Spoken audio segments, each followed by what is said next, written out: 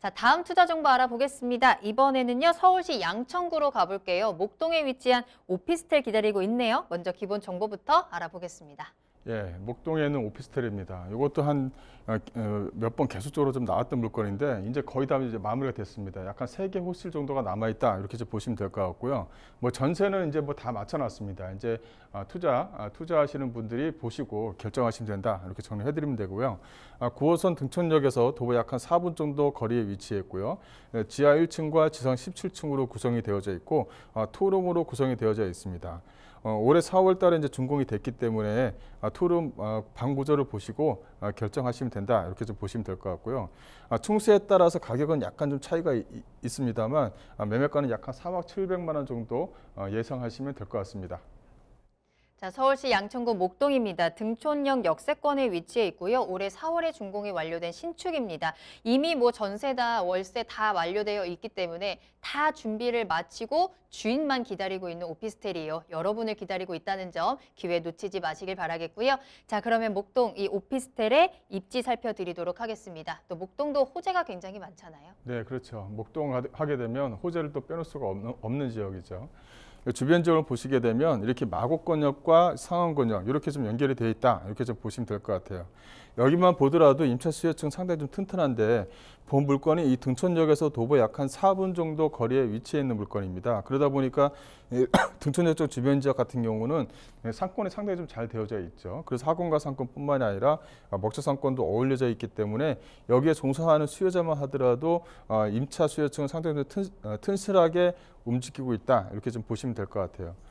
그래서 상암 DMC라든가 마곡지구뿐만 아니라 이 영등포권역에 있는 수요층들도 이 9호선 라인에 위치해 있기 때문에 강남과 출퇴근하는 수요층도 아울러서 좀 거주가 가능하다라고 좀 보시면 될 것 같아요. 그래서 이 9호선 라인이 이제 황금 노선이라고 하잖아요. 그만큼 많은 직장인 수요층을 강남 쪽에다 실어 나른다 이렇게 좀 보시면 될 것 같은데 이 등촌역에서 도보 약 한 4분 거리에 위치해 있다 이렇게 좀 보시면 될 것 같고요. 그만큼 전세라든가 월세 수요가 상당히 좀 많이 있는 그런 지역에 위치해 있다라고 좀 보시면 될 것 같습니다. 또 호재거리를 말씀드리자면 이 광부횡단선을 말씀드리는데 이 광부횡단선이 이제 확정이 됐습니다. 그래서 이 노선 자체가 이제 확정이 됐다. 이제 이렇게 좀 보시면 될 것 같아요. 그래서 현재 지금 약 한 25.7km 정도의 거리가 위치했는데요.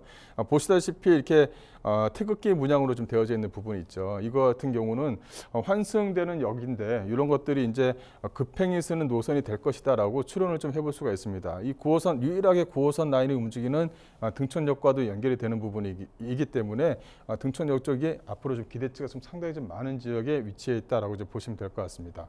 또 광부횡단선 하게 되면 이렇게 국민대학교라든가 상명대, 이 명지대, 이 대학가 수요층과 직장인 수요층들을 같이 실어 나눕니다. 그래서 어떻게 보면 이 9호선 라인은 직장인 수요층만 실어 나눈다고 보시면 될 것 같은데 이 노선 자체는 직장인 수요층과 대학가 수요층을 같이 좀 실어 나누기 때문에 앞으로 이 광부횡단선이 상당히 좀 주목받는 노선이 된다 이렇게 좀 보시면 될 것 같습니다.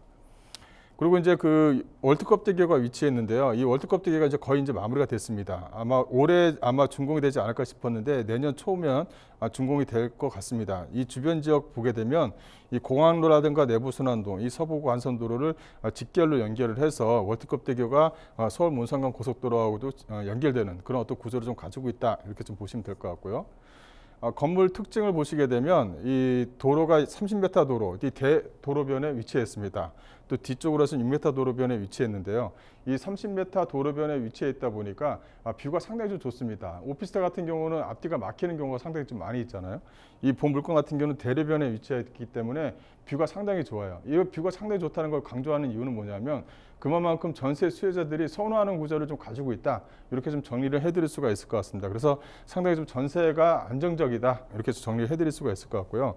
본 물건 같은 경우는 지하 1층과 지상 17층으로 구성이 되어져 있고 여기서 이제 그 8층에 있는 물건을 좀 가지고 나왔습니다. 그래서 그 가격대다 4억 700만 원이다. 이렇게 좀 보시면 될 것 같고요. 그 내부적으로 보게 되면 이 화이트 톤으로 해서 상당히 넓은 구조를 좀 가지고 있습니다. 뭐 여기 투룸 구조를 하더라도 오피스텔 하게 되면 좀 작은 규모를 얘기를 하는데 본 물건 같은 경우는 널찍한 구조로 좀 구성이 되어져 있다는 것도 하나의 좀 특징이다라고 정리해 드릴 수가 있을 것 같고요. 이렇게 그 뭐랄까요.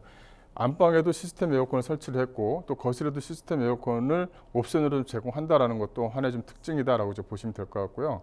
또 이제 그 화장실입니다. 이 투룸 오피스텔의 좀 그 단점이라고 한다면 그 화장실을 상당히 좀 적게 만드는 것이 하나의 좀 단점인데요. 왜냐하면 거실을 좀 넓게 빼야 되기 때문에. 하지만 본물건 같은 경우는 화장실을 좀 넓은 구조로 만들었고요. 또 화장실에다가 다용도실을 넣기 때문에 그 작은 방을 좀 작은 방 같게 좀 넓은 구조로 좀 쓸 수 있다는 것도 하나의 좀 특징이다라고 이제 보시면 될 것 같습니다. 예, 예상 가격을 좀 말씀드리자면 예상 가격은 3억 700만 원인데요. 현재 예상 임대가, 즉 전세가 2억 7,500만 원에 현재 좀 전세가 맞춰져 있습니다. 그래서 실투자금 약 한 3,200만 원에 투자가 가능하다라고 이제 보시면 될 것 같고요.